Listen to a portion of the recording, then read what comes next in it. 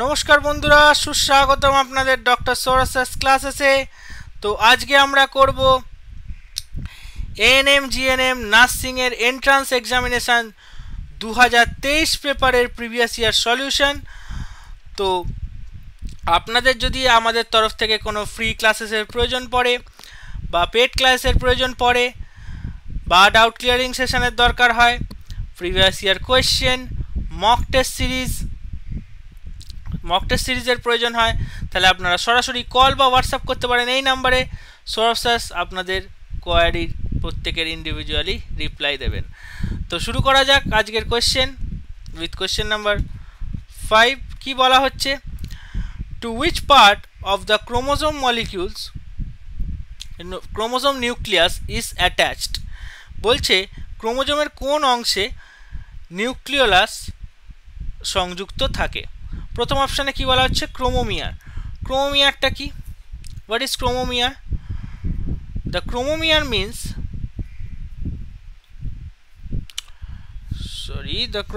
Means chromomeres are alternating light and dark bands.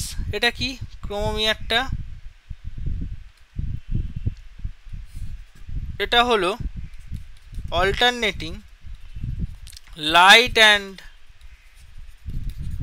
dark band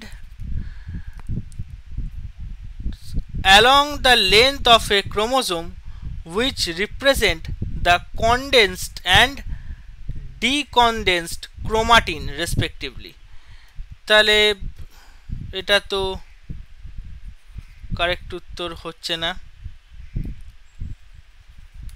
তাহলে option A wrong answer. Option বিতে কি বলা হচ্ছে? টেলোমিয়ার। What is telomere? ভালো করে দেখো, টেলোমিয়ার মানে টেলোমিয়ার আর রিপিটেটিভলি ডিএনএ সিকোয়েন্স। এটা একটা রিপিটেটিভ ডিএনএ সিকোয়েন্স যেটা located at the ends of the linear chromosome which protect the chromosome from degradation. ঠিক আছে, তাহলে এটা রিপিটেটিভ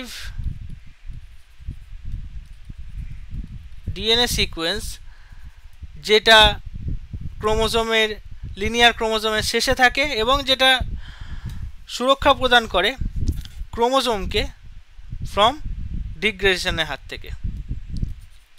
ডিএনএ সিকোয়েন্স, তাহলে এটাও টেলোমিয়ারটাও কারেক্ট অ্যান্সার নয়। অপশান ডি কি? Secondary constriction.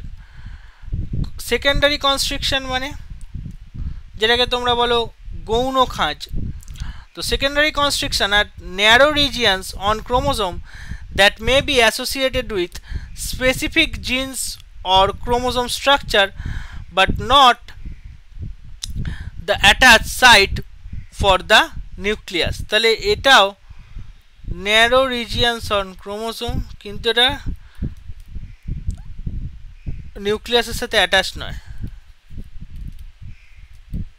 of chromosome chromosome but could not attached with nucleus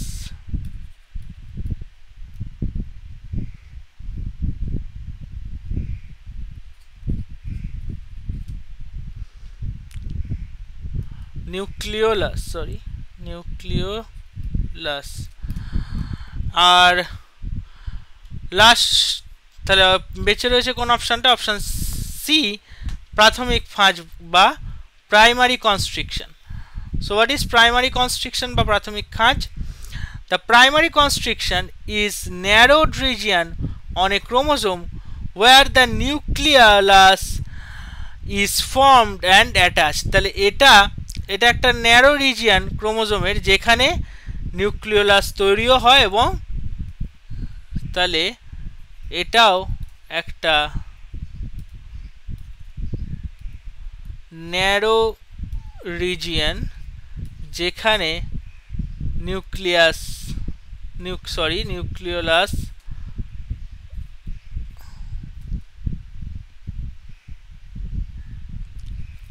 can be formed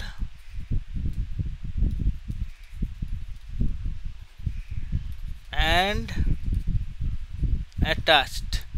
ওকে, তাহলে এই যে রিজিয়নে যেখানে জিনগুলো রাইবোজোমিয়াল আরএনএ এর জন্য, মানে যেটাকে বলা হয় আরআরএনএ, সেটার জন্য কোডিং করে এবং দ্যাট ইজ নোন অ্যাজ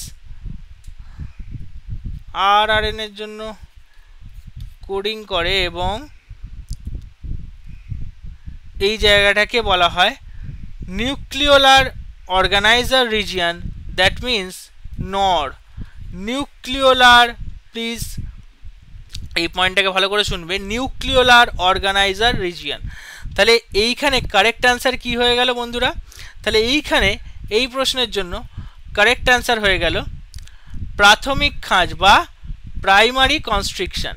তো এরকমই আরও অনেক ইনফরমেশান জানতে হলে ফলো করুন সৌরস্টাস ক্লাসেসকে, এবং এই ভিডিওটি আপনারা লাইক শেয়ারের মাধ্যমে ছড়িয়ে দিতে পারেন আপনাদের বন্ধুদের সাথে, এবং আমাদের সাথে জুড়ে থাকতে হলে সাবস্ক্রাইব করুন এই চ্যানেলটিকে। আজকে পর্যন্ত এইটুকুই, আবার দেখা হচ্ছে নেক্সট ভিডিওতে। ধন্যবাদ বন্ধুরা।